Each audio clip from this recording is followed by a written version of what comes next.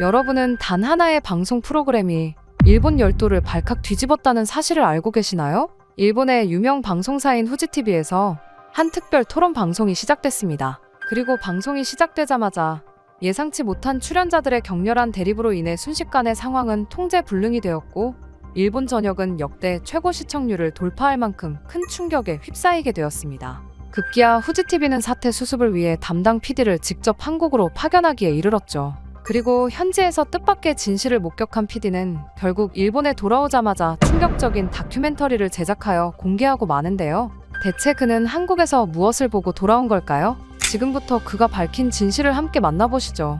안녕하세요. 저는 일본 후지TV의 PD사토 히로시입니다. 그날은 독도를 주제로 한 특별 토론 프로그램 녹화일이었습니다. 스튜디오에는 일본 다카하시 평론가를 비롯해 여러 국적의 패널들이 앉아 있었어요. 중국 교수, 영국 언론인, 그리고 미국 여행 유튜버까지 말이죠. 그렇게 방송이 시작되고 독도 문제에 대한 본격적인 토론이 시작되려는 때였습니다. 그때 갑자기 다카하시가 벌떡 일어나더니 강력하게 외치기 시작했죠. 다케시마는 일본 땅이죠. 한국은 그곳을 불법적으로 점거하고 있을 뿐입니다. 그 순간 방송실 전체가 정적에 빠졌습니다. 이건 원래 예정된 대본과는 완전히 다른 시작이었거든요. 분명히 이번은 온건한 토론으로 기획된 프로그램이었습니다. 그런데 저건 너무나도 위험한 발언이었어요. 그때였습니다. 한 미국 유튜버가 즉시 강하게 반박을 하더군요. 저는 얼마 전 한국을 여행 갔다가 독도를 방문했는데 그곳은 정말 아름다웠어요. 게다가 이미 한국인들이 독도를 지키고 있던데요. 그의 말에 다카하시의 얼굴이 순간 붉어졌습니다.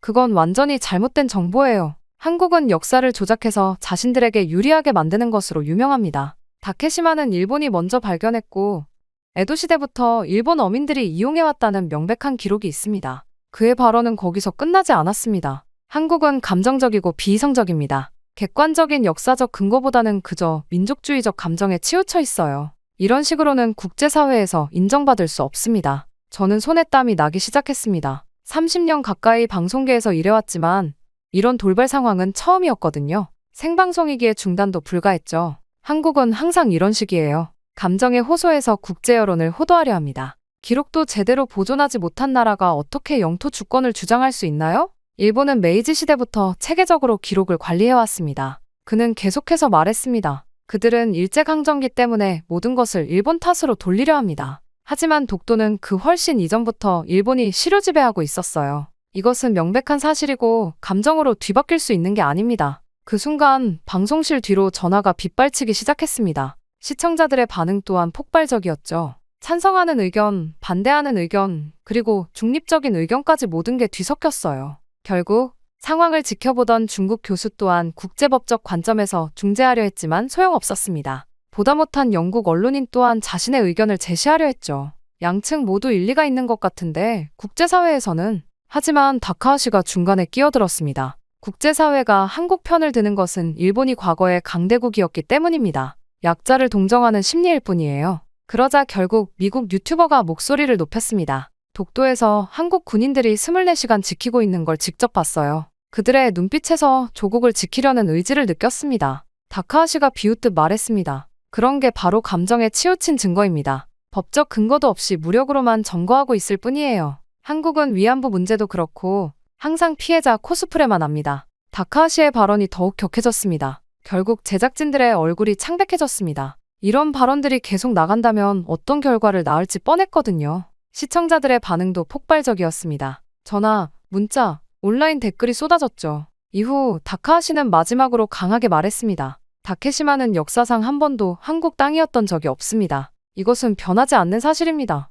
그렇게 긴 토론 끝에 다카하시의 발언을 마지막으로 방송이 끝나게 되었습니다. 저는 그 자리에서 움직일 수 없었습니다. 역대 최고 시청률과 함께 폭발적인 시청자 반응이 몰려왔기 때문이었죠. 그리고 1시간 후 방송국 1층 로비에서 웅성거리는 소리가 들리기 시작했습니다. 창문으로 내려다보니 사람들이 하나둘씩 모이고 있었죠. 손에는 플래카드를 들고 있었습니다. 몇몇 사람들이 주먹을 불끈 쥐고 목청껏 소리 지르기 시작했습니다. 그들 대부분은 중년 남성들이었어요. 독도가 일본 땅이라고 주장하고 있었죠. 하지만 다른 쪽에서는 또 다른 목소리가 들렸습니다. 젊은 학생들과 시민들이 모여들어 진실을 밝히라고 편파 방송을 중단하라고 외치고 있었습니다. 그렇게 방송국 앞광장은 점점 더 혼잡해졌습니다. 경찰들이 출동해서 양측을 분리시키려 했지만 쉽지 않았어요. 결국 감정이 격해진 사람들은 서로에게 소리를 지르며 대립했죠. 하지만 이게 끝이 아니었어요. 인터넷에서는 더 큰 논란이 벌어지고 있었습니다. 방송 영상이 여러 플랫폼에 퍼지면서 찬반 의견이 뜨겁게 부딪혔죠. 댓글창은 전쟁터 같았습니다. 시간이 지날수록 시위 규모는 더 커졌습니다. 다음 날까지 사람들이 방송국 앞에 머물렀거든요. 양쪽 모두 자신들의 목소리를 내기 위해 밤새 남아 있었습니다. 다음 날 아침, 사무실에 도착하자마자 상사가 저를 불렀습니다. 어제 일 때문에 이야기해야 할 것들이 많다고 했죠. 회의실에 들어서자 상사의 얼굴이 평소보다 심각해 보였습니다. 책상 위에는 여러 신문들이 펼쳐져 있었고 모니터에는 어제 방송 영상이 재생되고 있었습니다. 상사가 저에게 앉으라는 손짓을 하며 입을 열었습니다. 방송국은 높은 시청률에는 만족하지만 동시에 사회적 책임도 져야 한다고 했죠. 특히 독도처럼 민감한 문제는 더욱 신중하게 다뤄야 한다는 입장이었습니다. 그러면서 상사는 저에게 특별한 제안을 했습니다. 이번 논란을 진정시키고 균형 잡힌 보도를 위해 후속 취재를 하라는 것이었어요. 그것도 직접 현장에 가서 말입니다. 상사가 한국으로 가서 독도 현황을 직접 보고 와달라고 말했을 때 저는 잠시 말문이 막혔습니다. 한국에 가본 적이 없었거든요. 더욱이 독도를 직접 본다는 건 상상도 못했습니다. 며칠 후 저는 하네다 공항에 서 있었습니다. 가방에는 카메라와 녹음기 그리고 취재 노트가 들어있었죠. 한국행 비행기에 오르면서도 마음은 복잡했어요. 2시간 반의 비행시간 동안 저는 계속 생각에 빠져 있었습니다. 한국에 대해 제가 아는 것은 많지 않았어요. 학교에서 배운 것, 언론을 통해 본 것이 전부였습니다. 인천공항에 도착하자 첫인상은 예상과 완전히 달랐습니다. 공항이 무척 크고 현대적이었어요. 깔끔하고 세련된 디자인, 최신 시설들이 곳곳에 보였습니다. 입국 심사를 받으며 조금 긴장했습니다. 혹시 일본인이라는 이유로 불편을 겪을까 걱정했거든요. 하지만 직원들은 친절했고 특별히 문제 삼는 사람도 없었습니다. 공항철도를 타고 서울 시내로 향했습니다. 전철 내부도 깨끗했고 시설이 최신이었어요. 안내방송도 정확했고 승객들도 질서를 잘 지키고 있었습니다. 서울역에 도착해서 지상으로 올라오니 더욱 놀랐습니다. 고층 빌딩들이 즐비했고 도로는 넓고 정비가 잘 되어 있었어요. 자동차들도 최신형이 많았고 전기차나 하이브리드 차도 많이 보였습니다. 특히 강남 지역을 지나갈 때는 정말 충격이었습니다. 시부야나 신주쿠와 비교해도 전혀 뒤지지 않을 정도로 번화했어요. 네온 사인들과 대형 스크린, 그리고 사람들로 가득한 거리는 역동적이었습니다. 호텔에 도착해서도 놀랐습니다. 시설이 일본의 고급 호텔 못지않게 훌륭했거든요. 로비부터 방까지 모든 게 세련되고 깔끔했습니다. 호텔 방에서 창밖을 내다보니 한강이 보였습니다. 강변에는 공원이 잘 조성되어 있었고 자전거를 타는 사람들과 산책하는 사람들이 많았어요. 야경도 아름다웠습니다. TV를 켜보니 한국 프로그램들이 나왔습니다. 화면에 나오는 사람들은 생각보다 세련되어 보였어요. 뉴스 스튜디오도 현대적이었고 앵커들의 발음도 또렷했습니다. 그 순간 깨달았습니다. 제가 한국에 대해 가지고 있던 선입견이 얼마나 잘못된 것이었는지를 말이에요. 언론이나 교육을 통해 형성된 편견이 현실과는 전혀 다르다는 걸 체감할 수 있었습니다. 다음 날 아침 독도로 가기 위한 준비를 했습니다. 서울에서 울릉도까지 가야 하고 그곳에서 다시 독도로 가야 했죠. 여행사에서 받은 일정표를 보니 생각보다 복잡해 보였습니다. KTX를 타고 포항에 도착해서 울릉도행 배표를 끊었습니다. 항구 주변도 생각보다 잘 정비되어 있었고 시설도 현대적이었어요. 독도 방문 관광객들도 많아 보였습니다. 마침내 울릉도행 배가 포항항을 떠나면서 바다 위를 달리기 시작했습니다. 뱃멀미를 걱정했는데 다행히 파도가 잔잔했어요. 3시간 정도의 여정이었지만 생각보다 편안했습니다. 울릉도에 도착하자 섬의 아름다운 모습에 감탄했습니다. 푸른 바다와 울창한 숲이 어우러진 풍경이 정말 멋있었어요. 항구도 생각보다 잘 정비되어 있었습니다. 그날 밤 민박에서 하룻밤을 보냈습니다. 주인 할머니가 친절하게 맞아주셨는데 독도 이야기가 나오자 표정이 진지해지셨어요. 독도는 자신의 아버지께서 고기잡이를 하시던 곳이라고 하셨습니다. 다음 날 새벽 드디어 독도로 가는 날이었습니다. 작은 관광선에 몸을 맡기고 출발했어요. 바람이 조금 세서 배가 흔들렸지만 기대감이 더 컸습니다. 출발한 지 1시간쯤 되었을 때 선장이 독도가 보인다고 알려줬습니다. 저 멀리 2개의 바위섬이 모습을 드러내더니 점점 가까워졌어요. 마침내 그 유명한 독도를 직접 보게 된 거였습니다. 가까이 다가갈수록 독도의 모습이 더욱 또렷해졌습니다. 동도와 서도라고 불리는 2개의 섬이 나란히 서 있었어요. 생각보다 거칠고 웅장한 모습이었습니다. 독도에 도착하자 가장 먼저 눈에 띈 것은 한국 해경이었습니다. 초소에서 경비를 서고 있는 해경들을 보니 긴장이 되더라고요. 하지만 그들은 관광객들에게 친절하게 인사했습니다. 섬에 올라가면서 본 첫 번째 건물은 독도 경비대였습니다. 태극기가 펄럭이고 있었고 건물도 견고해 보였어요. 이곳이 한국 영토라는 걸 확실히 보여주고 있었습니다. 독도에는 주민도 살고 있었습니다. 독도 관리사무소에서 일하는 분과 이야기를 나눴는데 정말 친절하셨어요. 독도에 대한 자부심이 대단하다는 걸 느낄 수 있었습니다. 섬을 둘러보면서 놀란 것은 시설이 생각보다 잘 되어 있다는 점이었습니다. 헬기장도 있었고 전기와 통신시설도 갖춰져 있었어요. 임시방편이 아닌 영구적인 관리를 하고 있다는 게 느껴졌습니다. 독도 박물관도 있었습니다. 작지만 독도의 역사와 자연환경에 대한 자료들이 잘 정리되어 있었어요. 특히 조선시대부터의 기록들을 보면서 한국 측 주장의 근거를 이해할 수 있었습니다. 한국인 관광객들과도 대화를 나눴습니다. 대부분 독도를 직접 보러 온 것이 첫 방문이라고 했어요. 하지만 모두 독도가 자신들의 땅이라는 확신에 차 있었습니다. 독도의 자연환경도 인상적이었습니다. 바다새들이 많이 서식하고 있었고 바위 틈 사이에는 독도만의 특별한 식물들이 자라고 있었어요. 생태계가 잘 보존되고 있었습니다. 동도에서 서도를 바라보며 잠시 생각에 잠겼습니다. 이렇게 작은 두 개의 바위섬을 두고 왜 이렇게 큰 논란이 벌어지는 걸까요? 단순히 영토 문제만은 아닌 것 같았습니다. 해경들이 24시간 교대로 경비를 서고 있다는 이야기를 들었습니다. 어떤 날씨에도 어떤 상황에서도 이곳을 지키고 있다고 했어요.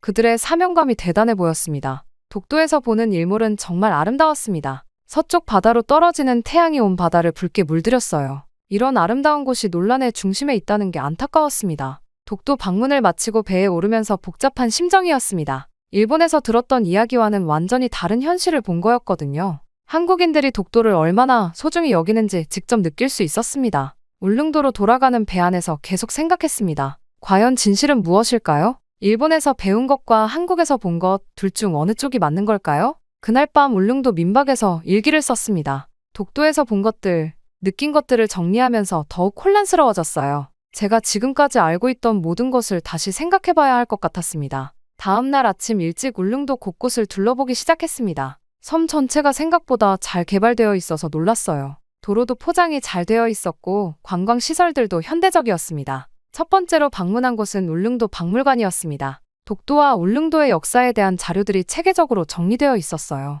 특히 조선시대 문헌에 나오는 독도 관련 기록들을 보면서 한국 측 주장의 근거를 이해할 수 있었습니다. 박물관 해설사의 설명을 들으며 놀랐습니다. 수많은 역사 기록과 지도들이 독도를 한국 영토로 표기하고 있었거든요. 일본에서 본 자료들과는 완전히 다른 내용이었습니다. 울릉도 해안 도로를 따라 이동하면서 본 풍경은 정말 아름다웠습니다. 깎아지른 절벽과 푸른 바다, 그리고 옛 모습을 간직한 어촌 마을들이 조화롭게 어우러져 있었어요. 도동항에서 만난 어부 아저씨와 이야기를 나눴습니다. 할아버지 때부터 이곳에서 고기를 잡아왔다고 하더라고요. 어릴 때부터 독도 근처에서 조업했다고 했는데 그곳이 언제나 한국 어민들의 터전이었다고 강조했습니다. 현포항을 방문했을 때도 비슷한 이야기를 들었습니다. 지역 주민들은 독도를 자연스럽게 자신들의 영역으로 여기고 있었어요. 특별히 의식하는 것도 아니고 그냥 당연한 것으로 받아들이고 있었습니다. 울릉도의 최고봉인 성인봉에 올라가 봤습니다. 날씨가 좋은 날에는 독도가 보인다고 했는데 그날은 구름이 많아서 볼 수 없었어요.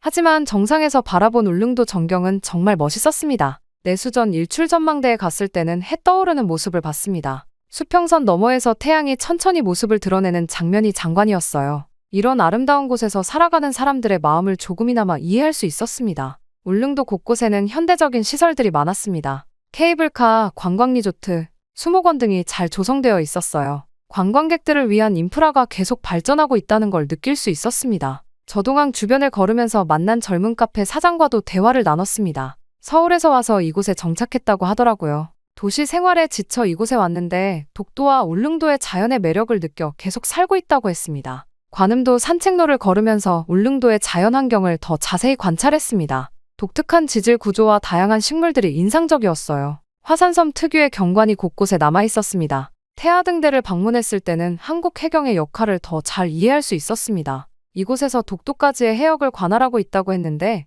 24시간 경비 체계가 철저하게 운영되고 있었습니다. 통구미 마을에서 만난 할머니는 독도에 대한 특별한 이야기를 들려주셨습니다. 젊은 시절 남편과 함께 독도 근처에서 미역을 따며 생계를 유지했다고 하더라고요. 독도는 생활의 터전이었지 논쟁의 대상이 아니었다고 했습니다. 울릉도 약수터에서 물을 마시면서 생각했습니다. 이곳 사람들에게 독도는 그냥 자연스러운 일상의 일부였어요. 학문적 논쟁이나 정치적 이슈가 아니라 삶의 현장이었습니다. 선목 관광지에서 울릉도의 지리적 위치를 확인했습니다. 독도와의 거리, 일본 본토와의 거리를 비교해보니 독도가 울릉도에 훨씬 가깝다는 걸 실감할 수 있었어요. 예리먼 수목원을 거닐면서 울릉도 고유의 식물들을 봤습니다. 울릉도 자생식물들이 독도에도 서식하고 있다는 설명을 들으니 두 섬이 같은 생태권에 속한다는 걸 알 수 있었습니다. 행남 해안산책로를 걸으면서 마지막 소감을 정리했습니다. 울릉도와 독도 일대의 발전된 모습과 체계적인 관리 시스템을 보면서 이곳이 단순한 무인도가 아니라는 걸 확실히 알 수 있었어요.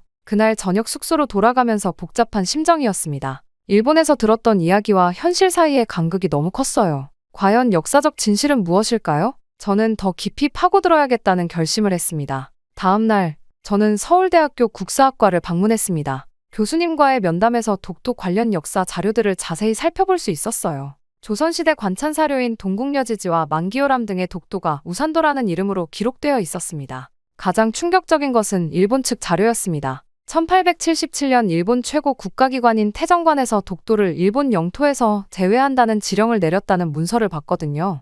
이것은 일본 정부가 독도를 자국 영토로 인정하지 않았다는 명확한 증거였습니다. 국립중앙도서관 고전자료실에서 고문원들을 살펴봤습니다. 신증동국여지 승남, 동국문헌비고 등에서 우산도에 대한 기록들을 확인할 수 있었어요. 이 자료들은 모두 독도가 한국 영토임을 명시하고 있었습니다. 한국 외교부 외교사료관을 방문했을 때는 더욱 놀랐습니다. 1951년 샌프란시스코 평화조약 초안에서도 독도는 일본이 포기해야 할 영토로 명시되어 있었어요. 미국이 일본 로비에 의해 최종안에서 제외했다는 사실도 알게 되었습니다. 독도박물관 서울사무소에서 만난 연구원은 더 구체적인 설명을 해주었습니다. 1905년 일본이 독도를 일방적으로 편입한 과정이 국제법상 무효라는 점을 상세히 설명해 주었어요. 당시 한국이 외교권을 박탈당한 상태에서 이루어진 일이라고 했습니다. 한국학중앙연구원에서 본 지도 자료들도 인상적이었습니다. 18세기 일본 지도인 개정일 보녀진호정전도에서도 독도를 조선 영토로 표기하고 있었어요. 일본 자신의 지도에서도 독도가 한국 땅이라고 인정하고 있었던 겁니다.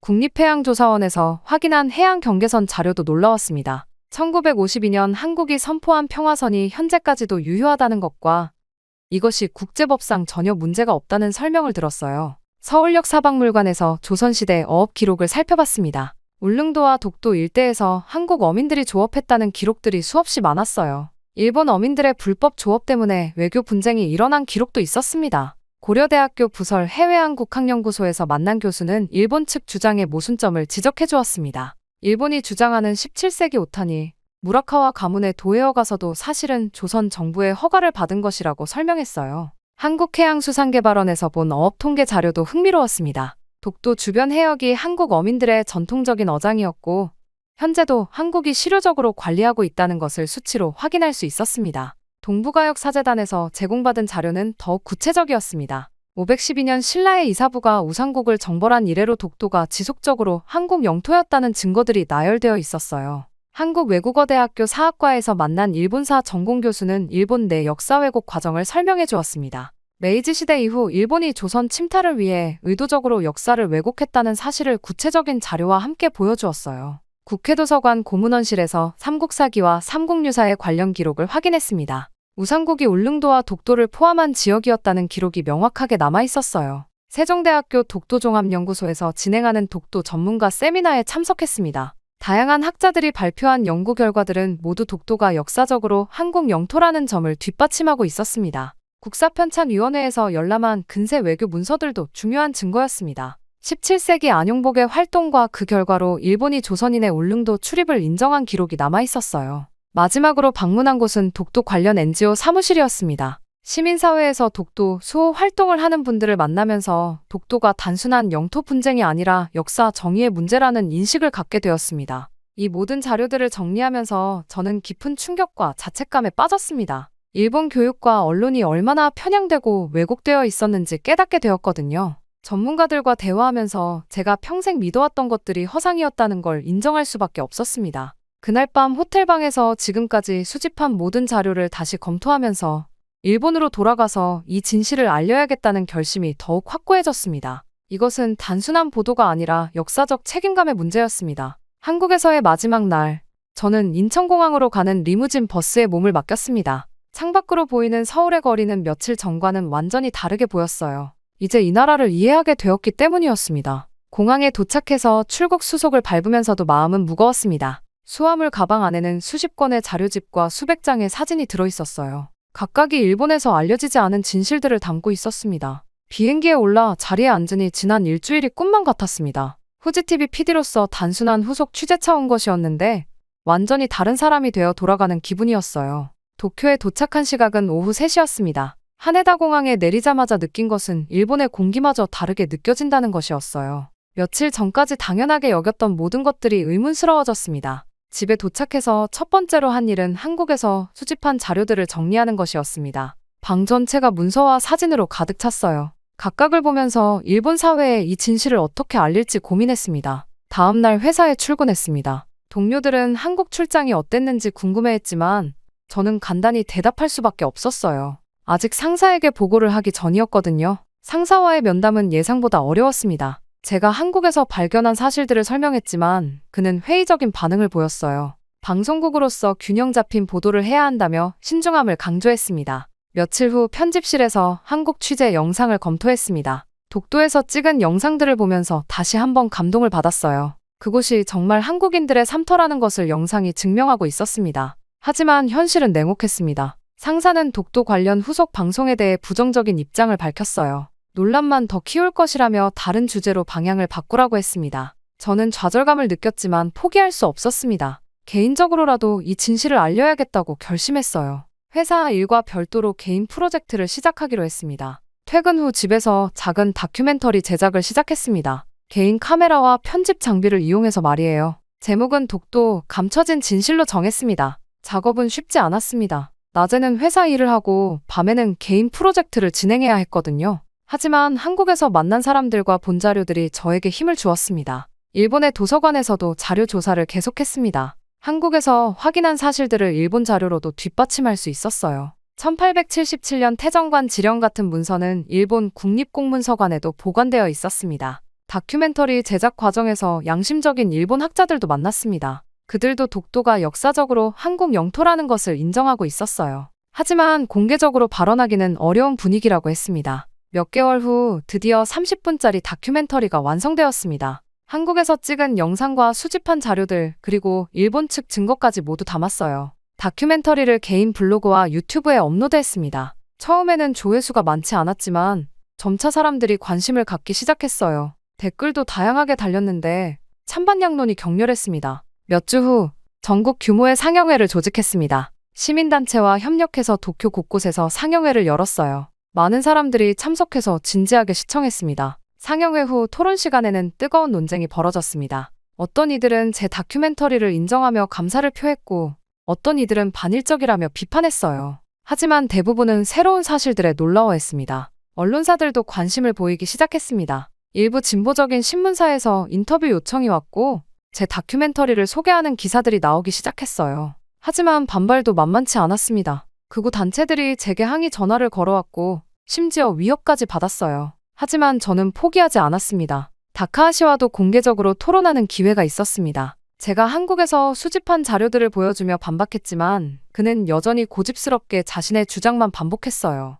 몇 달 후 제 다큐멘터리의 영향이 점차 커지고 있었습니다. 젊은 세대를 중심으로 독도에 대한 새로운 인식이 확산되기 시작했어요. 일본도 이제 독도의 진실을 인정하고 객관적인 태도를 가져야 한다는 목소리가 커졌습니다. 저는 이런 변화를 보면서 뿌듯함을 느꼈습니다. 개인의 작은 노력이 사회 변화의 물꼬를 틀 수 있다는 것을 확인했거든요. 앞으로도 계속해서 역사적 진실을 알리는 일에 매진하기로 결심했습니다.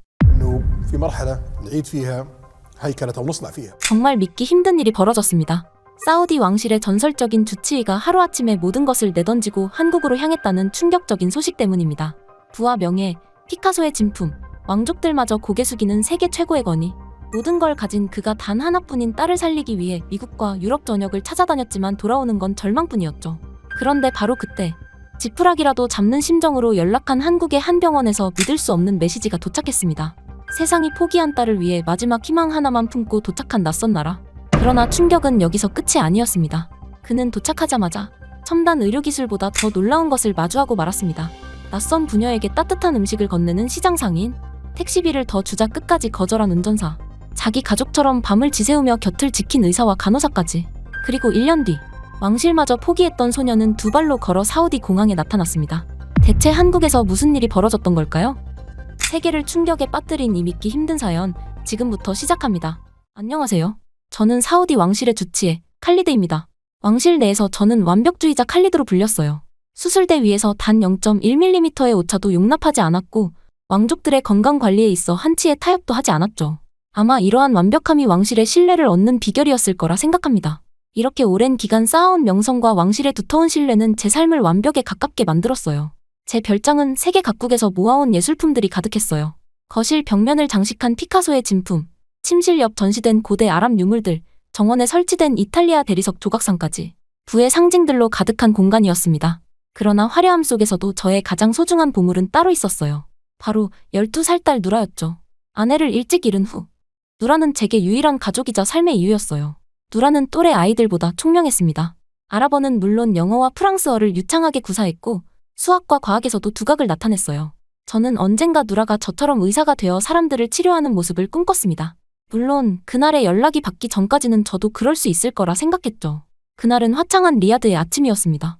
왕자의 정기 검진을 마치고 사무실로 돌아와 다음 일정표를 확인하던 그 순간 문이 거칠게 열렸어요. 비서 아흐메드가 숨을 헐떡이며 들어왔습니다. 평소라면 절대 신뢰를 범하지 않을 아흐메드의 얼굴은 하얗게 질려 있었죠. 칼리드 박사님, 큰일 났습니다. 누라 양이 학교에서 갑자기 쓰러졌습니다. 그 말이 제 귀에 들어오는 순간 시계의 초침 소리까지 멈춘 듯했어요. 숨을 쉴 수가 없었습니다. 손에 들고 있던 만년필이 바닥에 떨어져 잉크가 하얀 카펫에 번졌지만 그조차 신경 쓸 여유가 없었죠. 그게 무슨 소리인가가? 제 목소리는 떨리고 있었어요. 평소 수술실에서 냉철하게 지시를 내리던 그 목소리가 아니었습니다. 병원으로 달려가는 차 안에서 제 심장은 미친 듯이 뛰었죠. 차창 밖으로 스쳐 지나가는 리야드의 고층 빌딩들이 흐릿하게 보였어요. 손끝은 차가웠고 이마에선 식은땀이 흘렀습니다. 뇌출혈? 심장마비? 중증 감염? 의사로서 알고 있는 모든 위급 상황이 머릿속을 스쳐 지나갔죠. 병원에 도착하자마자 저는 응급실로 뛰어들어갔어요. 누라는 벌써 중환자실로 옮겨진 상태였습니다. 제 건의로 모든 절차를 뛰어넘어 곧바로 중환자실 문을 열었죠. 그리고 그곳에서 본 광경에 제 다리가 풀렸어요. 온몸에 각종 의료기기가 연결된 채 누워있는 누라. 평소 햇빛처럼 밝던 얼굴은 이제 백지장처럼 하얗고 생기 넘치던 눈은 감겨 있었습니다. 심전도 모니터에 불안정한 신호음만이 방 안을 채웠죠. 그리고 다음날 아침 결과가 나왔습니다. 병리학자, 신경과 전문의, 혈액학자들이 모인 회의실에서 수석 의사가 조심스럽게 말을 꺼냈죠. 칼리드 박사님, 누라 양은 극도로 희귀한 자가면 역성 신경계 질환을 앓고 있습니다. 전 세계적으로 기록된 사례가 채 100건도 안 됩니다. 그 말을 듣는 순간 제 세계는 완전히 무너졌어요. 의학 저널에서만 봤던 그 병명을 듣는 순간 의사로서의 제가 아닌 아버지로서의 제가 무너졌습니다. 치료법이 확립되지 않은 병이라는 것을 알았죠. 사우디 최고의 병원에서도 최첨단 의료 장비로도 누라를 치료할 방법이 없다는 것을 말입니다. 내가 세상의 모든 병을 고칠 수 있다고 자부했는데 정작 내 딸은 목소리가 떨렸어요. 눈물이 볼을 타고 흘러내렸습니다. 평생 감정을 드러내지 않던 왕실 주치의가 이제는 그저 절망에 빠진 한 아버지일 뿐이었죠. 하지만 포기할 수는 없었습니다. 할 수 있는 것은 무조건 다 해보아야만 했죠. 그래서 다음날 아침 저는 결심했습니다. 사우디의 의학으로 불가능하다면 세계 최고의 의료진을 찾아 나서겠다고요. 왕실의 힘을 빌려 즉시 미국 보스턴의 메이오 클리닉으로 누라를 이송했어요. 구급기 헬리콥터가 준비되었고 의료용 제트기까지 동원되었습니다. 제 딸을 위해서라면 어떤 비용도 아깝지 않았죠. 메이오 클리닉의 신경과 교수진들은 누라의 케이스를 검토한 후 심각한 표정을 지었어요. 최첨단 영상 장비로 촬영한 누라의 뇌 사진을 보며 그들은 고개를 저었습니다. 신경세포가 너무 빠르게 손상되고 있다고 했죠. 치료 프로토콜조차 없는 희귀 질환이라 임상 시험조차 불가능하다는 말에 제 가슴은 무너져 내렸어요. 보스턴에서의 실패 이후 저희는 곧바로 스위스 제네바의 대학병원으로 향했습니다. 유럽 최고의 신경과학자들이 모여 컨퍼런스까지 열었어요. 하지만 그곳에서도 마찬가지였죠. 의사들은 진단은 가능하지만 치료법은 없다고 했어요. 그렇게 한 달 사이에 저희는 유럽의 모든 유명 병원을 다녔습니다. 매번 새로운 희망을 품었지만 돌아오는 대답은 언제나 같았죠. 누라의 상태는 점점 악화되었어요. 처음엔 걸음걸이가 불안정해졌고 이제는 휠체어 없이는 이동도 불가능해졌습니다. 저를 바라보는 누라의 눈빛은 점점 더 지쳐갔습니다. 처음에는 아빠, 괜찮아요. 곧 나아질 거예요. 라고 말하던 누라도 이제는 말수가 현저히 줄었죠. 저는 매일 밤 누라의 병실에서 밤을 지새우며 의학 논문을 뒤지고 또 뒤졌어요. 수십 년 전에 케이스 스터디까지 찾아보며 어떤 단서라도 찾으려 했죠. 그러던 어느 날 밤, 누라의 손을 잡고 있는데 그녀가 희미하게 웃으며 말했어요. 아빠, 저 괜찮아요. 아빠가 너무 힘들어하시는 게 더 아파요. 그 말에 저는 더 이상 눈물을 참을 수 없었습니다. 제가 그토록 아끼던 딸이 오히려 저를 걱정하고 있었죠. 저는 완전한 무력감을 느꼈어요. 의사로서의 제 정체성, 자부심, 모든 것이 산산조각 났습니다. 물론 그때는 알지 못했어요. 곧 예상치 못한 곳에서 기회가 찾아올 거란 사실을 말이죠. 그날도 저는 의학서적을 뒤적이다 완전히 지친 상태로 누라의 병실로 향했습니다. 그때였어요. 피로를 달래기 위해 잠시 휴게실에 들어간 저는 제 인생을 바꿀 한 장면을 보게 되었습니다. 작은 TV에서는 한 다큐멘터리가 방영 중이었어요. 화면 속에서는 동양인 의사들이 복잡한 수술을 진행하고 있었습니다. 자막에는 한국 서울대병원 불가능을 가능으로라는 문구가 보였어요. 말기 폐암 환자가 완전히 회복된 사례를 다루는 내용이었죠. 평소 같았으면 그냥 지나쳤을 장면이었습니다. 하지만 절망 속에 있던 저에게는 작은 불빛처럼 다가왔어요. 간호사에게 다큐멘터리 정보를 물었고 바로 그날 밤 인터넷에서 한국의 의료 시스템에 대해 조사하기 시작했습니다. 한국은 의료 기술이 매우 발달했으며 특히 난치병 치료에 있어 높은 성과를 내고 있다는 사실을 알게 되었어요. 또한 치료비도 미국이나 유럽에 비해 훨씬 저렴했죠. 다음 날 아침 일찍 저는 서울대병원 국제진료센터로 이메일을 보냈습니다. 누라의 모든 의료 기록과 검사 결과를 첨부했어요. 솔직히 큰 기대는 하지 않았습니다. 이미 세계 최고의 병원들에서 포기했으니까요. 그저 마지막 희망의 끈을 놓지 않기 위한 발버둥이었을 뿐이었죠. 24시간도 지나지 않아 서울대병원에서 답장이 왔어요. 신경과 김진수 교수라는 분이 누라의 사례에 관심을 보였습니다. 이메일 내용은 간결했지만 그 안에 담긴 메시지는 저를 흔들어 놓았어요. 칼리드 박사님, 누라의 치료 가능성이 있습니다. 비슷한 사례를 최근 연구 중이며 실험적 치료법이 있습니다. 당연히 처음에는 믿기지 않았어요. 너무 많은 실망을 겪은 탓이었죠. 혹시 오해한 것은 아닌지, 번역이 잘못된 것은 아닌지 의심했습니다. 즉시 화상 통화를 요청했고 그날 저녁 김진수 교수를 화면으로 만났어요. 김 교수는 차분하고 자신감 있게 설명했습니다. 한국에서 개발한 새로운 줄기세포 치료법과 면역조절요법을 결합한 접근법으로 아직 정식 승인은 받지 않았지만 임상시험에서 유사한 증상의 환자들에게 효과가 있었다고 했어요. 완치를 장담할 수는 없지만 최소한 증상을 완화하고 진행을 늦출 수 있을 것이라고 했습니다.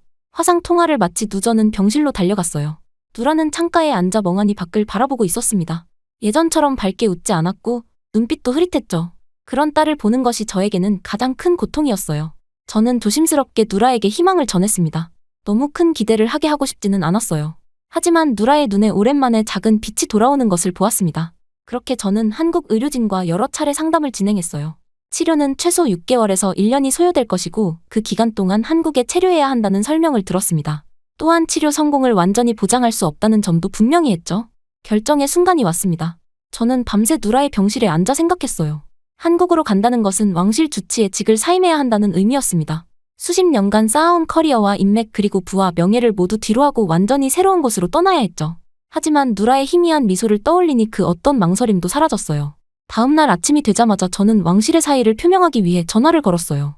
무엇이 되었든 누라를 살릴 수 있다면 그것이 제 선택이었습니다. 하지만 왕실의 사의를 표명한 직후 저는 것엔 반발에 부딪혔습니다. 왕자님들과 대신들이 직접 저를 찾아왔어요. 그들의 표정에는 놀라움과 불신이 가득했죠. 30년 동안 왕실을 섬겨온 수석 주치의가 갑자기 사임한다는 소식은 폭탄과도 같았습니다. 왕실에서는 제가 휴직을 하고 치료를 받은 뒤 돌아오라고 설득했어요. 심지어 한국에서 전문가를 초청해 사우디에서 치료를 진행하자는 제안도 있었습니다. 하지만 제 결심은 확고했어요. 누라의 상태는 한국 의료진의 직접적인 관리가 필요했고 실험적 치료법은 현지 시설에서만 가능했습니다. 무엇보다 누라에게 남은 시간이 얼마 없다는 절박함이 있었죠. 결국 왕실은 제 결정을 존중해 주었고 1년간의 무급휴직으로 타협점을 찾았습니다. 이후 저는 리야드의 호화로운 저택을 매물로 내놓았어요. 평생 모은 재산 중 상당 부분을 부동산에 투자했기에 이 결정은 경제적으로도 큰 의미를 가졌습니다. 그러나 부동산 시장이 침체기에 있어 적정 가격에 판매하기가 쉽지 않았죠. 결국 시세의 70%의 급매를 내야 했어요. 사우디의 부유층들은 저희 급작스러운 판매를 이해하지 못했고 뒤에서는 여러 소문이 돌았습니다. 소장하던 미술품과 골동품들도 경매에 내놓았어요. 피카소의 진품 그림, 고대 아랍 유물들, 이집트 파라오 시대의 장신구까지. 제게는 추억이 담긴 물건들이었지만 누라의 생명에 비하면 아무것도 아니었습니다. 경매 당일 많은 구경꾼들이 몰려와 칼리드가 왜 모든 걸 팔아치우는지 수군거렸죠. 일부는 저에게 투자 실패나 도박빚 같은 소문을 퍼뜨리기도 했어요. 가장 힘든 순간은 저희 동료 의사들과 만났을 때였습니다. 점심 식사에서 한월로 의사가 직설적으로 물었어요. 자네가 미쳤나? 이제 막 왕자님들의 건강 고문으로 승진했는데 그 모든 걸 던져버리고 어디로 간다는 건가? 저는 딸의 병에 대해 설명했지만 그들 중 누구도 이해하지 못했어요. 미국과 유럽에서도 치료 못한 병을 한국에서 고칠 수 있다고? 너무 절망적이라 미신에 의지하는 것 같군. 그들의 반응은 저를 더욱 고립시켰어요. 하지만 동시에 제 결심을 더욱 굳게 했습니다. 의료업계에서 쌓아온 인맥과 평판, 그것들이 얼마나 허무한 것인지 깨달았죠. 누라의 생명 앞에서는 모든 것이 부질없어 보였습니다. 출국 준비를 하는 동안 누라의 상태는 계속 악화되었어요. 이제는 숨쉬기도 힘들어했고 음식을 삼키는 것조차 고통스러워했습니다. 서울대병원의 김 교수와 매일 연락하며 응급 상황에 대비했죠. 그는 최대한 빨리 오십시오 라는 말만 반복했어요. 출국 전날 밤 왕실에서 특별한 손님이 저희를 찾아왔습니다. 국왕의 막내 왕자였어요. 그는 조용히 누라의 손을 잡고 기도를 해주었고 제게는 작은 봉투를 건넸습니다. 열어보니 특별 외교 여권과 한국 정부로 보내는 친서가 들어있었어요. 칼리드, 자네와 누라가 최고의 대우를 받을 수 있도록 준비했네. 이건 왕실이 자네에게 줄 수 있는 마지막 선물일세. 그리고 다음날 아침, 저희는 사우디 항공 퍼스트 클래스로 리야드를 떠났습니다. 창문으로 보이는 사막의 풍경을 보며 지난 시간들이 주마등처럼 스쳐 지나갔어요. 화려했던 왕실 파티들, 존경받던 순간들, 부와 명예의 정점에 섰던 그 모든 과거가 이제는 멀어져 가고 있었습니다. 제 손을 꼭 쥐고 있는 누라를 바라보았어요. 그녀의 창백한 얼굴에도 불구하고 눈빛 속에는 희망이 담겨 있었습니다. 저는 그 순간 깨달았어요. 제가 버린 것은 아무것도 없었습니다. 오히려 진정으로 소중한 것을 찾아가는 여정을 시작한 것이었죠. 마침내 인천국제공항에 도착한 순간 낯선 문화의 충격이 저를 덮쳤습니다. 한글로 된 표지판들과 분주하게 오가는 동양인들 사이에서 저와 누라는 완전히 이방인이었어요. 사우디에서는 항상 특별 대우를 받던 제가 이곳에서는 그저 외국인 방문객일 뿐이었습니다. 누라를 휠체어에 태우고 출국장을 빠져나오는데 공항 직원이 다가왔어요. 왕실 친서 덕분에 VIP 통로로 안내받았지만 그 외에는 특별한 대우가 없었습니다. 준비해온 영어가 통하지 않는 경우가 많아 당황스러웠어요. 택시 승강장에서 어디로 가야 할지 몰라 헤매고 있을 때 한 공항 직원이 다가와 영어로 물었습니다. 서울대병원으로 가야 한다고 하자 그녀는 특별 택시를 불러주었어요. 그 친절함이 첫 번째 놀라움이었습니다. 택시 운전사는 영어를 거의 못했지만 번역 앱을 사용해 의사소통했어요. 그는 누라의 상태를 보고 갑자기 속도를 높였습니다. 사우디에서라면 팁을 바라는 행동이라고 생각했을 텐데 그는 그저 환자를 빨리 병원에 데려다주기 위한 마음이었죠. 도착해서 거스름돈까지 꼼꼼히 돌려주는 그의 정직함에 감명받았어요. 병원 접수 과정에서도 어려움이 있었습니다. 복잡한 서류 작업과 보험 문제로 제가 당황하고 있을 때 한 중년 여성이 다가왔어요. 국제진료센터 김소영 코디네이터였습니다. 그녀는 모든 절차를 효율적으로 도와주었고 임시 숙소까지 연결해 주었어요. 업무 시간이 한참 지났음에도 그녀는 저희가 편안하게 정착할 때까지 자리를 지켰습니다. 첫 치료 상담 전날 저희는 병원 근처 아파트로 이사했어요. 짐을 풀던 중 누라가 갑자기 열이 올랐습니다. 불안한 마음에 김 코디네이터에게 전화했더니 그녀는 즉시 응급실로 오라고 했어요. 밤 10시가 넘은 시간이었지만 김 교수와 의료진이 대기하고 있었습니다. 사우디에서는 상상할 수 없는 헌신이었죠. 치료가 시작되고 일주일쯤 지났을 때 병원 식당에서 한 노인을 만났어요. 그는 자신의 아내가 같은 병동에 있다며 말을 걸었습니다. 영어가 서툴렀지만 그는 계속해서 대화를 이어갔고 갑자기 누라에게 손수 만든 유자차를 건넸어요. 아픈 사람에게 좋다. 며 웃던 그 모습이 지금도 기억납니다.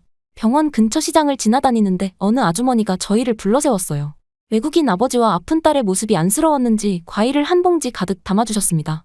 돈을 내려고 하자 손사래를 치며 거부하셨어요. 저는 그날 처음으로 정이라는 단어를 배웠습니다.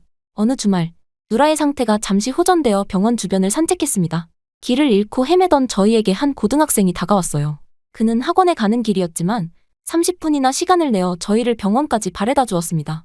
제가 감사의 표시로 돈을 건네자 그는 황급히 고개를 저었어요. 당연한 일인데요. 뭘요? 라고 말하더군요. 가장 감동적인 일은 김 교수의 헌신이었습니다. 그는 누라의 치료를 위해 주말도 반납했고 종종 퇴근 시간 이후에도 병실을 찾았어요. 한 번은 제가 밤늦게 복도에서 김 교수를 마주쳤는데 그는 다른 긴급 수술을 마치고 바로 누라의 데이터를 검토하러 왔다고 했습니다. 한국에 온 지 한 달쯤 지났을 때 저는 일기에 이런 글을 남겼어요. 이곳 사람들은 물질적으로는 사우디보다 부유하지 않을 수 있다. 하지만 그들의 마음은 사막의 오아시스보다 더 풍요롭다. 타인을 돕는 일을 당연하게 여기는 그들의 태도는 내게 완전히 새로운 세계를 보여주었다. 수십 년간 왕족들을 치료하며 세계 최고의 특권층을 만나온 저였지만 한국의 평범한 시민들에게서 배우는 것이 더 많았습니다. 그들의 정직함, 헌신, 그리고 무엇보다 타인에 대한 따뜻한 배려는 저를 깊이 감동시켰어요. 물질적 풍요보다 더 값진 것이 있다는 사실을 한국에서 비로소 깨달았습니다. 그렇게 한국에서의 생활이 익숙해질 무렵 드디어 누라의 본격적인 치료가 시작되었습니다. 김진수 교수는 직접 개발한 줄기세포 치료와 함께 맞춤형 면역요법을 병행하기로 했어요. 첫 시술 전날 밤, 누라는 평소보다 더 기운이 없었습니다. 저는 불안한 마음에 밤새 누라의 손을 잡고 있었어요. 그동안 무수히 많은 치료를 시도했지만 모두 실패했기에 이번에도 실패할까 두려웠습니다. 시술 당일, 누라는 8시간 동안 수술실에 있었어요. 대기실에서 초조하게 기다리는 동안 김소영 코디네이터가 따뜻한 차를 건네며 저를 위로했습니다. 그녀의 작은 친절이 제게는 큰 위안이 되었죠. 마침내 수술이 끝나고 김 교수가 나왔을 때 그의 표정은 밝았어요. 첫 단계가 성공적으로 진행되었다고 했습니다.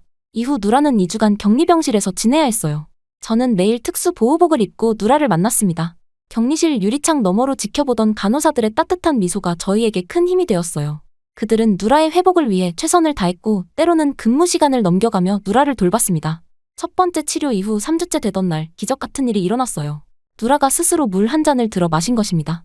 예전에는 손떨림이 심해 불가능했던 행동이었죠. 그날 저는 병원 화장실에서 홀로 울었습니다. 기쁨의 눈물이었어요. 치료는 단계적으로 진행되었습니다. 두 번째 줄기세포 주입, 세 번째 면역요법 그리고 재활치료까지. 누라의 상태는 눈에 띄게 호전되었어요. 처음에는 손가락 움직임이 돌아왔고 이어서 팔다리의 근력이 회복되었습니다. 한 달이 지났을 때 누라는 처음으로 휠체어 없이 몇 걸음을 걸었어요. 가장 인상적이었던 것은 한국 의료진의 세심한 배려였습니다. 그들은 단순히 질병만 치료하는 것이 아니라 환자의 마음까지 보살폈어요. 간호사들은 누라가 외롭지 않도록 한국어를 가르쳐 주었고 재활치료사는 누라가 좋아하는 음악을 틀어주며 훈련을 진행했습니다. 4개월째 되던 날 김 교수는 놀라운 소식을 전했어요. 누라의 신경세포가 재생되고 있다는 것이었습니다. MRI 영상에서 명확히 드러난 결과였죠. 김 교수조차 예상보다 빠른 회복 속도에 놀랐다고 했어요. 그는 이 케이스를 국제의학 저널에 보고하고 싶다고 했습니다. 치료 6개월 차에 누라는 처음으로 병원 밖으로 외출했어요. 한국의 가을 공원에서 누라가 스스로 걸으며 단풍을 구경하는 모습을 보며 저는 형언할 수 없는 감사함을 느꼈습니다. 누라의 얼굴에 다시 핀 미소, 그것은 제가 본 가장 아름다운 광경이었어요. 치료 8개월째, 누라는 거의 정상적인 생활이 가능해졌습니다. 글씨를 쓰고, 책을 읽고, 심지어 가벼운 운동도 할 수 있게 되었어요. 한국 의료진의 헌신과 첨단 의학기술 그리고 누라의 강인한 의지가 만들어낸 기적이었습니다. 하지만 9개월 차에 접어들면서 예상치 못한 위기가 찾아왔습니다. 어느 날 아침, 누라가 갑자기 고열을 보이며 의식을 잃었어요. 응급실로 달려갔을 때 김 교수의 표정은 무겁기만 했습니다. 면역 거부 반응이 일어났다는 진단이었죠. 그동안의 희망이 순식간에 절망으로 바뀌는 순간이었어요. 누라는 즉시 중환자실로 이송되었습니다. 산소 마스크를 쓰고 각종 의료기기에 연결된 딸의 모습은 제 심장을 찢어놓았어요. 중환자실 입구에서 저는 다리에 힘이 풀려 주저앉았습니다. 그 순간 김 교수가 제 어깨를 꾹 잡았어요. 포기하지 않겠습니다. 반드시 누라를 살리겠습니다. 그날부터 서울대병원 의료진은 24시간 교대로 누라를 지켰습니다. 신경과 면역학과, 중환자의학과 전문의들이 모두 모여 긴급 대책을 논의했어요. 저는 중환자실 밖 의자에서 밤을 새웠습니다. 간호사들이 돌아가며 제게 따뜻한 차와 담요를 가져다 주었어요.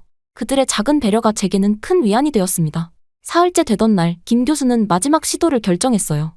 새로운 면역 억제제와 특수 혈장 교환술을 동시에 시행하는 것이었습니다. 이 방법은 아직 정식으로 승인되지 않은 실험적 치료였고 위험성도 컸어요. 그러나 다른 선택지가 없었습니다. 시술은 밤새도록 이어졌어요. 저는 기도실에서 눈물로 밤을 지새웠습니다.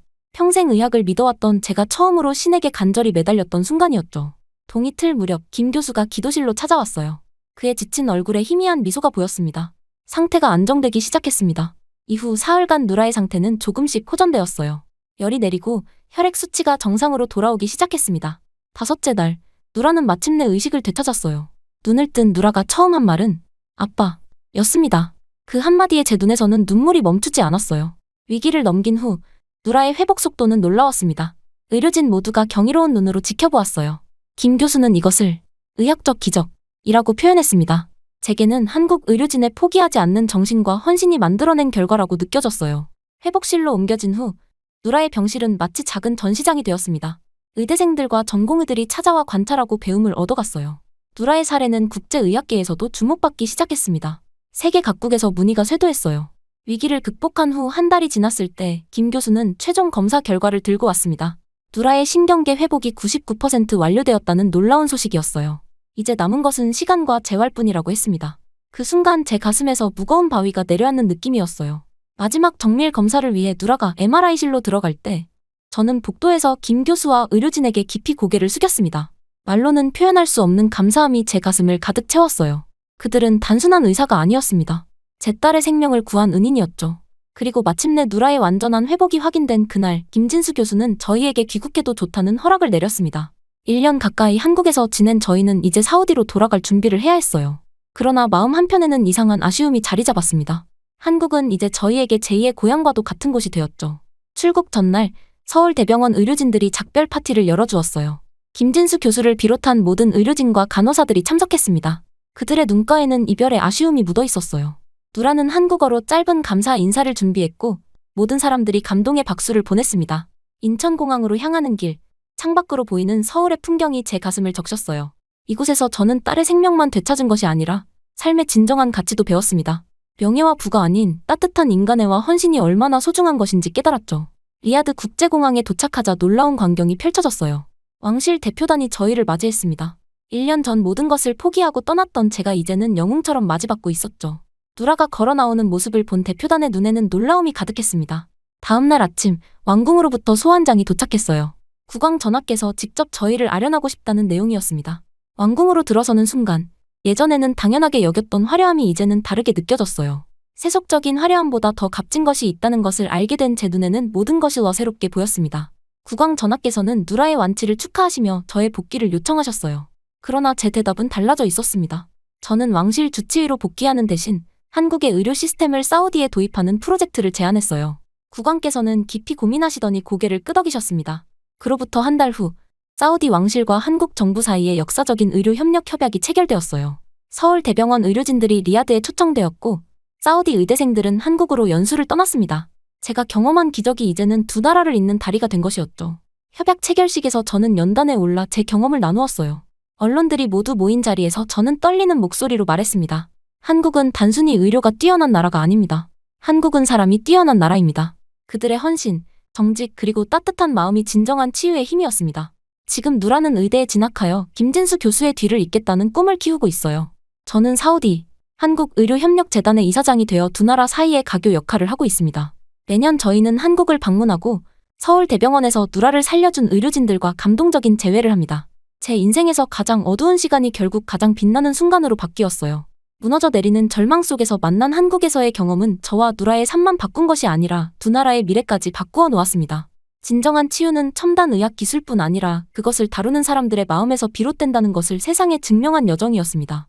대체 왜 이 남자는 인생의 모든 것을 걸고 한국으로 향한 걸까요? 정말 믿기 힘든 일이 벌어졌습니다. 태국 삼성 공장의 평범한 노동자가 하루아침에 폭력 시위로 모든 것을 잃고 심장병으로 가족마저 쓰러진 상황에 처했다고 합니다. 결국 그는 절망 끝에 지푸라기라도 잡는 심정으로 낯선 한국 땅으로 향했다고 하는데요. 하지만 그를 기다린 건 상상조차 못한 충격적인 반전이었습니다. 낯선 외국 노동자를 위해 통역까지 준비한 삼성의 임원들, 처음 보는 그에게 무료로 음식을 내준 시장 상인, 택시비를 깎아주는 운전사까지, 그리고 마침내 한국에서 그는 자신의 운명을 뒤바꿀 믿을 수 없는 진실을 마주하게 됩니다. 대체 한국에서 무슨 일이 벌어진 걸까요? 태국 노동자의 운명을 바꾼 이 믿기 힘든 이야기, 지금 시작합니다.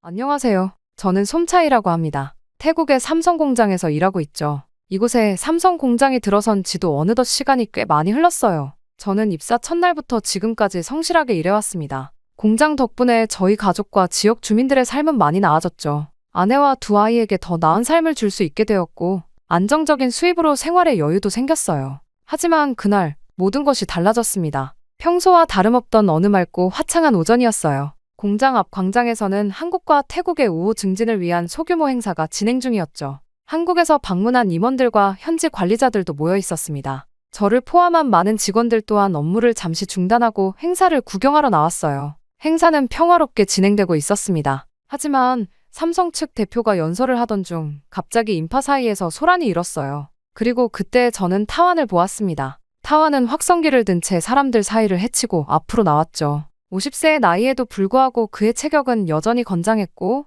눈빛에서는 분노가 느껴졌어요. 그의 목소리가 확성기를 통해 광장 전체에 울려 퍼졌습니다. 한국은 태국의 피를 빨아먹는 착취자라고 큰 소리로 외쳤죠. 순간 모두가 얼어붙었어요. 한국 임원들의 얼굴에는 당혹감이 역력했고 통역사는 당황한 채 말을 잇지 못했죠. 타완은 계속해서 우리는 노예가 아니며 존엄을 지켜야 한다고 소리쳤어요. 그의 외침이 계속될수록 주변 사람들의 얼굴에는 혼란스러운 기색이 번졌죠. 저는 친구로서 말리기 위해 다가가려 했지만 그의 다음 행동에 제 발걸음은 그 자리에 멈춰 섰습니다. 타완이 주머니에서 꺼낸 것은 한국 국기였어요. 어디서 구했는지 모르겠지만 그는 태극기를 들고 모두가 보는 앞에서 천천히 찍기 시작했습니다. 찢어진 국기 조각을 바닥에 던지더니 주머니에서 라이터를 꺼냈죠. 불꽃이 일어나고 국기 조각이 타오르는 광경에 저는 숨을 쉴 수 없었어요. 저도 모르게 항의의 말이 목구멍까지 차올랐으나 제 목소리는 곧 아수라장이 된 현장의 소음에 묻혀버렸습니다. 경비원들이 타완을 저지하려 달려들었고 일부 노동자들은 그를 보호하려 했죠. 한국 임원들은 황급히 건물 안으로 대피했어요. 저는 그저 그 자리에 서서 믿을 수 없는 광경을 바라볼 수밖에 없었습니다. 15년 지기 친구이자 동료인 타완이 이런 극단적인 행동을 벌일 거라고는 상상도 못했죠. 그날 저녁 스마트폰으로 촬영된 타완의 영상이 순식간에 퍼져나갔죠. 방송에서는 태국 노동자의 극단적 항의, 국제적 갈등으로 번질 우려 같은 자극적인 헤드라인이 이어졌습니다. 집에 돌아와 아내와 마주했을 때 저는 말을 잇지 못했어요. 제 표정만 보고도 아내는 무슨 일이 있었는지 짐작한 듯했죠. TV에서는 계속해서 그날의 사건이 반복해서 나왔습니다. 창밖에서 들려오는 경찰 사이렌 소리에 저는 앞으로 닥칠 사태가 결코 간단하게 해결되지 않을 거란 불길한 예감이 들었어요. 그리고 그 예상은 적중했죠. 그날 밤 이후 공장 분위기는 완전히 달라졌어요. 마치 화산 폭발 직전처럼 모두의 얼굴에 긴장감이 감돌았습니다. 복도에서 동료들과 마주칠 때면 미소 대신 경계하는 눈빛을 교환하게 됐죠. 출근길에는 공장 주변에 경찰차가 늘어났고 정문에서는 신분증 검사가 강화되었습니다. 타완은 회사로부터 2주간의 정직 처분을 받았어요. 하지만 그는 오히려 이를 기회 삼아 공장 밖에서 더 활발하게 움직였습니다. 그러다 곧 충격적인 소문이 직원들 사이에 퍼지기 시작했죠. 삼성 한국 본사 직원들은 우리보다 3배나 많은 월급을 받는다는 이야기였어요. 처음에는 별로 신경 쓰지 않았습니다. 다른 나라, 다른 생활 수준이니 당연한 일 아닌가 싶었죠. 하지만 점점 더 많은 동료들이 이 이야기를 믿기 시작했어요. 식당에서, 휴게실에서, 심지어 작업장에서도 사람들은 불평등한 대우에 대해 수군거렸습니다. 사흘째 되는 날 아침, 제 휴대폰에 메시지가 왔어요. 타완이 보낸 메시지였습니다. 오늘 점심시간에 공장 뒤편 주차장으로 모이자. 중요한 얘기가 있다. 뭔가 불길한 예감이 들었지만 친구의 부름이니 가보기로 했죠. 점심시간이 되자 주차장에는 이미 60여 명의 직원들이 모여 있었어요. 타완은 차 위에 올라서서 눈에 띄게 흥분한 상태였습니다. 그의 목소리는 떨리고 있었지만 눈빛만은 확고했죠. 타완은 한국 본사의 임금 체계와 우리 공장의 임금을 비교한 종이를 들고 있었습니다. 그가 주장하기로는 우리가 한 달 동안 받는 급여로 한국 직원들은 고급 식당에서 한 번 식사를 한다고 했어요. 정확한 근거가 있는 내용인지 의심스러웠지만 모인 사람들의 얼굴에는 분노가 번져가고 있었습니다. 저는 앞으로 나서서 차분히 대화하자고 제안했어요. 하지만 타완의 감정적인 연설에 이미 사람들은 이성적 판단력을 잃어가고 있었죠. 타완은 내일 아침 공장 앞에서 시위를 하자고 제안했습니다. 그 중에는 즉각 반대하는 사람도 있었지만 대부분은 열렬히 호응했어요. 다음 날 아침 공장 정문 앞에는 약 300명의 직원들이 모여 있었습니다. 손에는 공정한 임금을 요구한다, 착취 중단하라 같은 문구가 적힌 피켓이 들려 있었죠. 처음에는 평화로운 시위였어요. 하지만 시간이 지날수록 분위기가 과열되기 시작했습니다. 정오가 되자 누군가 돌을 던졌어요. 공장 정문에 유리창이 산산조각 났죠. 그 순간 마치 방아쇠를 당긴 것처럼 모든 상황이 통제를 벗어났습니다. 흥분한 시위대는 담장을 넘어 공장 안으로 쏟아져 들어갔어요. 저는 사람들을 진정시키려 목소리를 높였지만 아무도 제 말을 듣지 않았습니다. 주차된 차량이 뒤집혔고 사무실 창문이 깨졌어요. 공장 내부는 순식간에 아수라장이 되었죠. 저는 필사적으로 동료들을 말리려 했습니다. 그때 머리 위로 날아온 벽돌 하나가 제 왼쪽 어깨를 강타했어요. 갑작스러운 충격에 저는 그 자리에 쓰러졌습니다. 시야가 흐려지고 귀에서는 윙윙거리는 소리만 들렸어요. 머리를 감싸쥐고 눈을 떴을 때 주변은 이미 통제 불능 상태였습니다. 경찰과 시위대가 충돌하고 곳곳에서 화염이 일어나고 있었죠. 누군가 저를 부축해 구급차로 옮겼어요. 구급차 창문 너머로 검은 연기가 하늘로 치솟는 모습이 보였습니다. 의식이 흐려지기 직전 이게 정말 우리가 원했던 것인가 하는 생각이 스쳐 지나갔어요. 그리고 그때는 몰랐습니다. 더 큰 비극이 기다리고 있다는 사실을. 눈을 떴을 때 병원 천장에 형광등 불빛이 제 눈을 찔렀어요. 희미한 소독약 냄새가 코끝을 스쳤습니다. 천천히 정신을 차렸을 때 제 왼쪽 어깨는 두꺼운 붕대로 감겨 있었죠. 통증이 물밀듯 밀려왔지만 그보다 더 아픈 건 마음이었습니다. 몸을 일으키자 옆 침대에서 휴식 중이던 아내가 반가운 표정으로 다가왔어요. 아내의 눈은 붉게 부어 있었죠. 밤새 울었다는 걸 한눈에 알 수 있었습니다. 아내는 저에게 3일간 의식이 없었다고 말해주었어요. 그 3일 동안 세상은 완전히 바뀌었습니다. 병원 TV에서는 삼성 측의 긴급 기자회견이 생중계되고 있었어요. 한국어와 태국어 자막이 번갈아 나타났습니다. 내용은 간단했지만 충격적이었죠. 삼성전자가 태국 공장의 전면 폐쇄와 직원 전원 해고를 결정했다는 내용이었어요. 심장이 쿵 내려앉는 느낌이었습니다. 이건 단순히 일자리를 잃는 문제가 아니었죠. 저희 촌부리 지역 경제 전체가 삼성 공장을 중심으로 돌아가고 있었으니까요. 약 3만 명의 지역 주민들이 직간접적으로 공장에 의존하고 있었습니다. 퇴원 후 집으로 돌아가는 길은 마치 영화 속 종말 장면 같았어요. 공장 주변 식당들은 문을 닫았고 편의점 진열대는 텅 비었으며 노점상들은 자리를 접었습니다. 택시 기사들은 차 안에서 절망적인 표정으로 손님을 기다렸죠. 작은 옷가게 주인 나타나는 막 대출받은 새 상품들을 보며 눈물을 흘리고 있었어요. 공장 청소부로 일하던 핌은 아이 셋을 어떻게 먹여 살릴지 걱정하며 거리에서 오열했습니다. 모두가 하루아침에 생계 수단을 잃었죠. 마을 전체가 깊은 슬픔과 절망에 잠겨 있었어요. 집에 도착했을 때 이웃집 석애 할머니가 우리 집 앞에서 울고 있었습니다. 할머니는 공장 근처에서 작은 국수 가게를 운영하고 계셨죠. 30년간 모아온 돈을 투자해 시작한 가게였는데 공장 직원들이 주 고객이었기에 이제 빚더미에 앉게 되었다고 흐느끼셨어요. 할머니의 손을 잡아드리는 것 외에는 아무것도 해드릴 수 없었습니다. 집 안으로 들어서자 두 아이가 반갑게 달려왔어요. 하지만 저는 아이들의 눈을 마주 볼 수 없었죠. 어떻게 이 상황을 설명해야 할지 막막했습니다. 가장으로서 이보다 더 무력한 순간은 없었어요.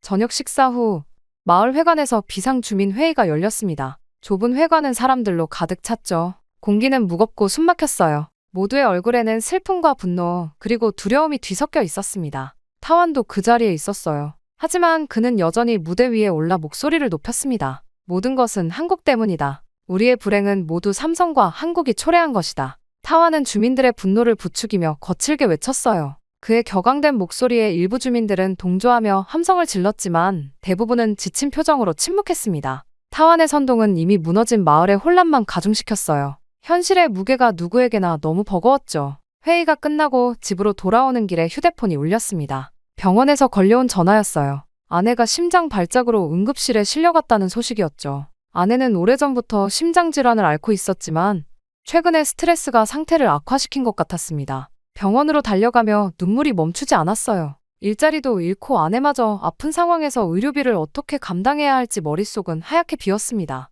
병원 복도에서 기다리는 동안 꽉 쥔 주먹에 손톱이 파고들었죠. 의사는 아내의 상태가 위중하다고 했어요. 즉시 수술이 필요했고 비용은 제 석 달 월급과 맞먹는 액수였습니다. 그 순간 느낀 절망감은 평생 잊지 못할 거예요. 다음 날 아침, 태국 정부는 긴급 대책 회의를 소집했다는 뉴스가 들려왔습니다. 정부 대표단이 한국 삼성 본사와 협상을 시도한다는 내용이었죠. 그리고 놀랍게도 노동자 대표로 저를 지명했다는 소식이 전해졌어요. 제가 폭력 시위에 반대했던 중립적 입장이 고려되었다고 했습니다. 삶의 벼랑 끝에서 저는 마지막 희망을 움켜쥐었어요. 아내와 아이들 그리고 우리 마을 사람들을 위해 이 기회를 놓칠 수 없었습니다. 그렇게 태국 정부의 연락을 받은 후 이틀 동안 저는 수많은 생각에 잠겨 있었어요. 병원 복도를 오가며 아내의 병실 앞에서 마음을 정리했습니다. 한국행은 제게 남은 유일한 희망이었죠. 아내의 수술비, 두 아이의 학비, 그리고 마을 주민들의 생계까지 모든 것이 제 어깨에 달려 있었어요. 정부 관계자들이 찾아왔을 때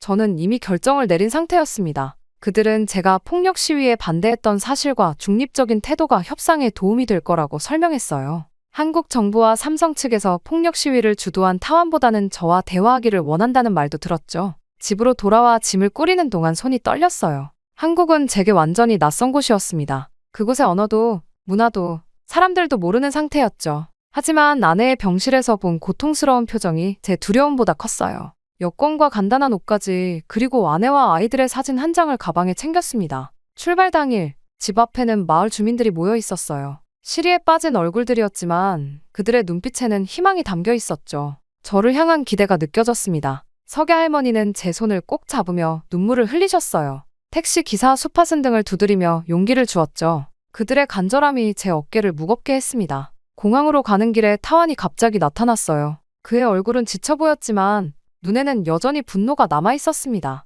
타완은 제 앞을 가로막고 경고했죠. 한국에 가서 그들의 달콤한 말에 속지 말라고. 한국 기업들은 모두 거짓말쟁이라고 말했어요. 그가 쏟아내는 말들이 제 마음에 의심의 씨앗을 심었습니다. 공항 터미널에 들어서자 불안감이 물밀듯 밀려왔어요. 저는 해외여행을 해본 적이 없었죠. 이민국 직원의 질문에 더듬거리며 대답했습니다. 보안 검색대를 통과할 때는 심장이 빠르게 뛰었어요. 모든 것이 낯설고 두려웠습니다. 대기실에 앉아 창밖을 바라보며 깊은 생각에 잠겼어요. 제 선택이 정말 옳은 것일까? 한국에서 정말 협상이 가능할까? 타완의 말처럼 모든 것이 함정은 아닐까? 궁금증과 두려움이 번갈아 밀려왔습니다. 비행기 탑승 시간이 다가오자 손바닥에 땀이 배었어요. 처음 타보는 비행기였죠. 좁은 통로를 지나 제 좌석을 찾으며 어색하게 웃었습니다. 옆자리 승객들은 저를 힐끗 바라보더니 다시 각자의 일에 몰두했어요. 이륙하기 전 창밖으로 태국의 하늘을 마지막으로 바라봤습니다. 아내의 얼굴, 아이들의 웃음, 그리고 석야 할머니의 애타는 눈빛이 떠올랐어요. 그들을 위해 반드시 성공해야 한다는 결심이 들었죠. 비행기가 활주로를 달리기 시작했어요. 바퀴가 땅을 떠나는 순간 목구멍이 메어왔습니다. 고도가 높아질수록 태국은 점점 작아졌고 제 책임감은 더욱 커져갔죠. 4시간의 비행 내내 저는 한국에 대해 아는 것을 총동원해 머릿속에서 정리했어요. 사실 아는 것이라곤 삼성, 현대, 김치, 태권도 정도였죠. 기내식을 먹으며 한국어 몇 마디를 연습했습니다. 안녕하세요, 감사합니다 정도가 고작이었어요. 옆자리 승객이 의아한 표정으로 바라보자 부끄러움이 밀려왔죠. 한 단어라도 더 알아가려는 마음에 승무원에게 한국에 대해 물어보았습니다. 비행기가 인천공항에 접근할 무렵 창밖으로 보이는 불빛들이 제 마음을 떨리게 했어요. 이제 돌이킬 수 없는 현실이 되었습니다. 착륙 준비 안내방송이 나오자 눈을 감고 깊게 숨을 들이마셨죠. 그렇게 비행기 문이 열리는 순간 차가운 공기가 얼굴을 스쳤어요. 4월에 한국은 태국보다 훨씬 쌀쌀했습니다. 옷깃을 여미며 천천히 비행기에서 내렸죠. 첫 발을 내딛는 순간부터 충격의 연속이었습니다. 인천공항의 모습은 제가 상상했던 것과 완전히 달랐어요. 거대한 유리천장과 반짝이는 대리석 바닥, 흠집 하나 없이 깨끗한 벽면이 시선을 사로잡았습니다. 방콕 공항과는 차원이 다른 규모였죠. 저도 모르게 입이 벌어졌어요. 입국 심사대로 향하는 길에 더 놀라운 광경이 펼쳐졌습니다. 수백 명의 사람들이 질서정연하게 줄을 서 있었어요. 새치기하는 사람이나 큰 소리로 떠드는 사람이 없었죠. 모두가 묵묵히 자신의 차례를 기다리고 있었습니다. 태국에서는 상상하기 어려운 모습이었어요. 입국 심사 직원은 딱딱한 표정이었지만 의외로 친절했습니다. 영어가 서툰 제게 천천히 또박또박 설명해 주었죠. 태국에서 들었던 한국인들의 차가운 태도와는 전혀 달랐어요. 여권에 도장을 찍어주며 살짝 미소 짓는 모습에 안도감이 밀려왔습니다. 수화물을 찾아 세관을 통과하자 삼성 측에서 파견한 직원이 제 이름이 적힌 팻말을 들고 기다리고 있었어요. 젊은 여성 직원은 유창한 태국어로 인사하며 환영해 주었죠.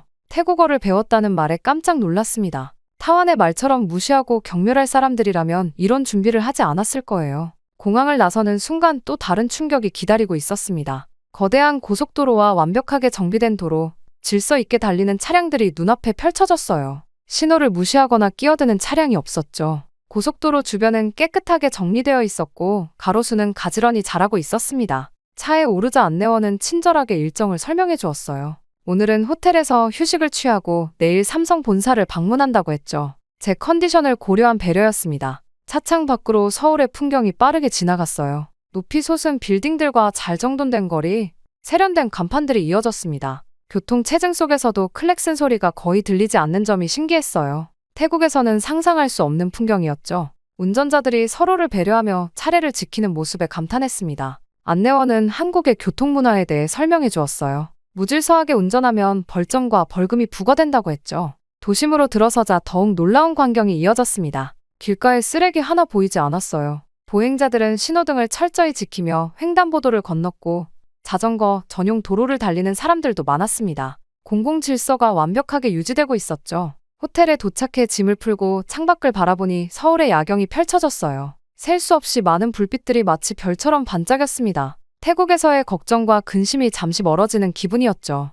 침대에 앉아 아내에게 전화를 걸었어요. 상태가 조금 호전되었다는 말에 안도했습니다. 피로가 몰려왔지만 잠을 이룰 수 없었어요. 창가에 서서 서울의 밤거리를 바라보며 생각에 잠겼습니다. 타완이 그렇게 악담했던 한국의 모습은 어디에도 보이지 않았어요. 오히려 질서와 배려, 청결함이 넘치는 도시였죠. 제가 알던 한국과 실제 한국의 괴리감이 컸습니다. 화장실에 들어가 수돗물을 틀어보았어요. 맑고 깨끗한 물이 나왔죠. 공중화장실조차 놀랍도록 깨끗했습니다. 호텔 직원들의 공손한 태도, 세련된 시설, 모든 것이 새롭고 충격적이었어요. 다음 날, 저는 이른 아침 호텔 로비에서 삼성 측 안내원을 만났어요. 오늘은 드디어 삼성 본사를 방문하는 날이었죠. 가슴이 두근거렸습니다. 협상의 성패가 오늘에 달려있다고 해도 과언이 아니었어요. 차에 올라 창밖을 바라보며 마음을 가다듬었습니다. 삼성 본사 건물이 시야에 들어왔을 때 입이 절로 벌어졌어요. 거대한 유리 외벽에 햇빛이 반사되어 빛나고 있었죠. 태국의 어떤 건물과도 비교할 수 없는 규모와 아름다움이었습니다. 로비에 들어서자 직원들이 공손하게 인사했어요. 제 이름을 부르며 환영한다는 말에 왠지 모를 감동이 밀려왔습니다. 회의실로 향하는 길에 사무실 내부가 눈에 들어왔어요. 직원들은 편안한 환경에서 집중하며 일하고 있었죠. 휴게 공간에서는 몇몇 직원들이 커피를 마시며 대화를 나누고 있었습니다. 강압적인 분위기나 긴장감은 찾아볼 수 없었어요. 오히려 활기차고 자유로운 느낌이었죠. 회의실에 도착하자 임원진 5명이 자리에서 일어나 반갑게 맞아주었어요. 그중 한 명은 태국어로 간단한 인사를 건넸습니다. 우리 문화를 존중하는 모습에 마음이 조금 열렸죠. 테이블에는 각종 자료와 함께 태국차까지 준비되어 있었어요. 그들의 세심한 배려가 느껴졌습니다. 회의가 시작되었고 삼성 측은 태국 공장 상황에 대해 상세히 설명했어요. 제가 가장 놀란 건 태국 공장 직원들의 급여였습니다. 삼성은 이미 태국 현지 평균 급여의 2배 이상을 지급하고 있었어요. 타완이 주장했던 한국 본사 직원들이 3배 월급을 받는다는 말은 맥락이 완전히 다른 것이었죠. 증거 자료를 하나씩 검토하며 제 머릿속은 혼란스러워졌어요. 삼성은 매년 태국 직원들의 복지 향상을 위해 수백만 달러를 투자해왔습니다. 의료보험, 자녀 교육 지원, 주택 자금 대출 등 다양한 프로그램을 운영하고 있었죠. 이런 내용은 태국에서 전혀 알려지지 않았던 사실이었어요. 더 충격적인 것은 태국 공장 환경 개선을 위한 계획이었습니다. 삼성은 이미 친환경 시설 도입과 작업 환경 개선을 위해 대규모 투자를 준비하고 있었어요.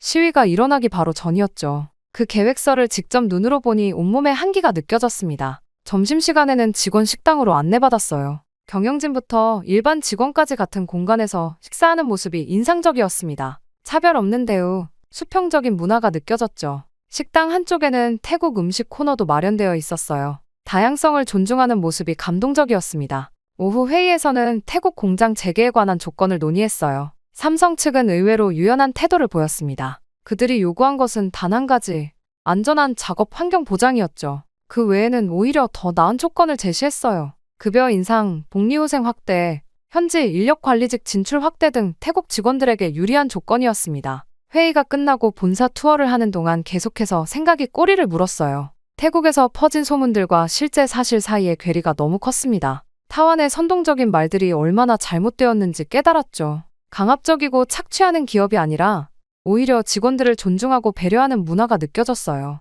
연구개발센터를 지나며 마음이 더욱 무거워졌습니다. 수천 명의 엔지니어들이 미래 기술을 개발하는 모습, 끊임없는 혁신을 추구하는 열정이 느껴졌어요. 이런 회사가 태국에 투자했다는 것이 얼마나 큰 기회였는지 새삼 깨달았죠. 그런 기회를 우리 손으로 놓쳐버릴 뻔했다는 사실에 가슴이 아팠습니다. 그렇게 삼성과의 협상을 성공적으로 마친 다음 날, 저는 서울 시내를 둘러볼 기회를 얻었어요. 안내원은 제게 하루 일정을 여유롭게 계획해 주었죠. 아침 일찍 호텔을 나서니 거리는 이미 활기찬 에너지로 가득했습니다. 지하철역으로 향하는 길에 많은 사람들이 바쁘게 움직이고 있었어요. 출근 시간이었지만 사람들은 서두르면서도 질서를 지켰습니다. 신호등이 빨간불로 바뀌자 모든 사람이 한 명도 빠짐없이 멈춰섰어요. 차량이 보이지 않는데도 말이죠. 태국에서는 상상하기 어려운 광경이었습니다. 지하철에 탑승하자 또 다른 문화적 충격이 기다리고 있었어요. 노약자석에 앉아있던 젊은이가 백발이 성성한 노인에게 자리를 양보했습니다. 아무도 강요하지 않았는데도 자연스럽게 일어난 행동이었죠.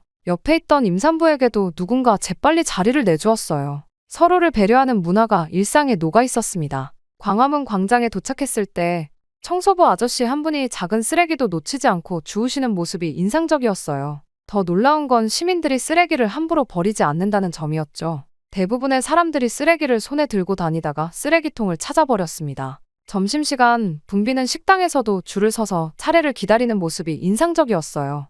음식을 먹은 후에는 테이블을 직접 정리하고 퇴식 후에 쓰레기를 분리해서 버렸죠. 누가 시키지 않아도 모두가 당연하게 실천하는 모습에 깊은 감명을 받았습니다. 오후에는 공중화장실을 이용했는데 그 청결함에 또 한 번 놀랐어요.